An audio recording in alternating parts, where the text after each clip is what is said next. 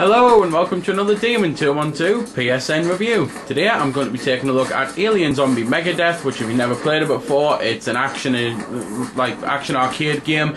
It's kind of a sequel to the mini that came out, which if you've never played it, then it seems that you'll never get to play it because they seem to have removed it from the PSN to push this one instead, which doesn't really matter because this is the better version and the one to go for.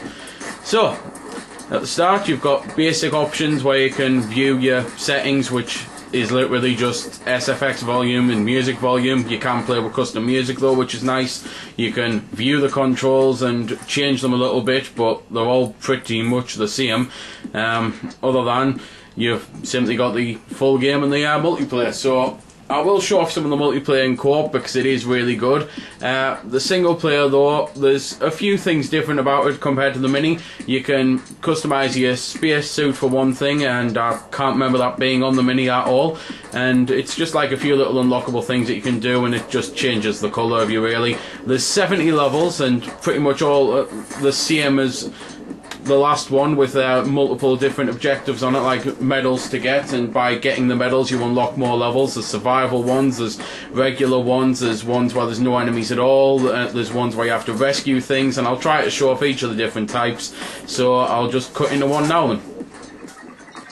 So, this is one of the standard levels, and it's basically a load of enemies come at you. You can swap between the different planes by simply pushing up and down. You can fire left, fire right. There's some power-ups you can get, like lasers, three-way shots, slow your enemies down, and crystals to collect, which increase your multiplier. And that's what you're going to be doing for the main part of the game. There's more of these levels than anything else. If you get touched, you die, as you've just seen there, and you get 3 lives, basically. It's one of those types of games where there's not much to do. It's very simple and basic, but it's very addictive and fun at the same time. We'll end up putting this game on just for a 5-minute session and find myself playing for an hour. It happened on the mini, it'll happen on this one, and it already has happened on this one, to be fair.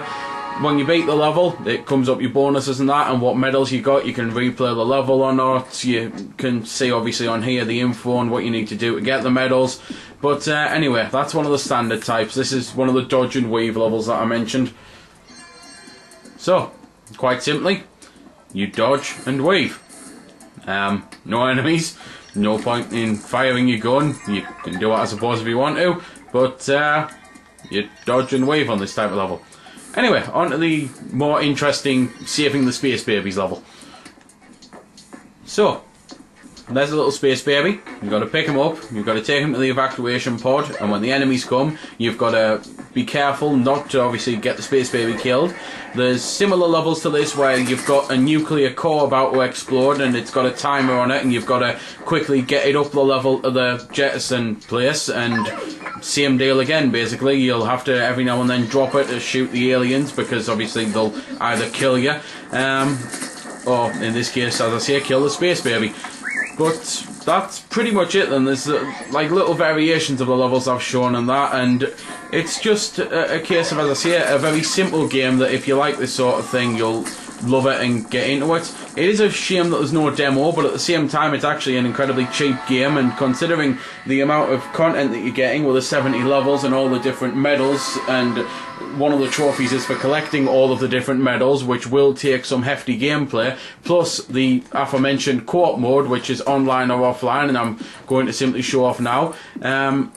For a £5, it's well worth it really. I personally think it's one of the better games to come out on the PlayStation Network, and I think more games like this are needed. So I'll shut up for a little bit so you can listen to the music, because I think musically the game sounds really good, and graphically it looks pretty good.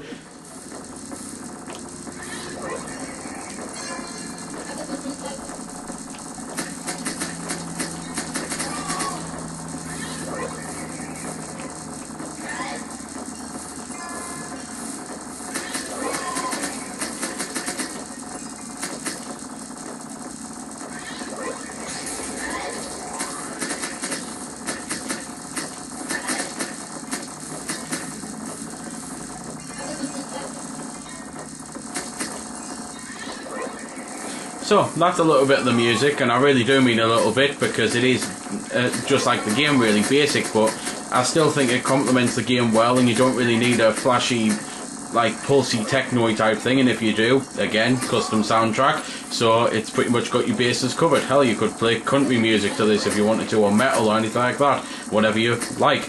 The only other thing to mention is that there is quite a bit of versatility with the enemies, as you've probably just seen in that little montage. There's 20 different types overall, so it is a case of learning what the best tactic is for killing one. Of course, obviously it tends to just be pummeling the crap out of them, but sometimes it's better to go for the smaller, easier to kill enemies rather than the bigger ones, and hope you get a power up like that. So there we go then. That's been the review. I hope you found it helpful.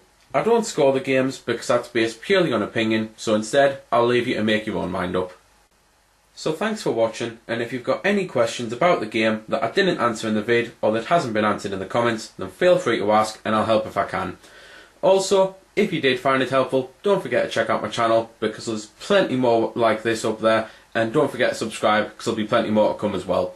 So until next time, this has been Demon212, signing off.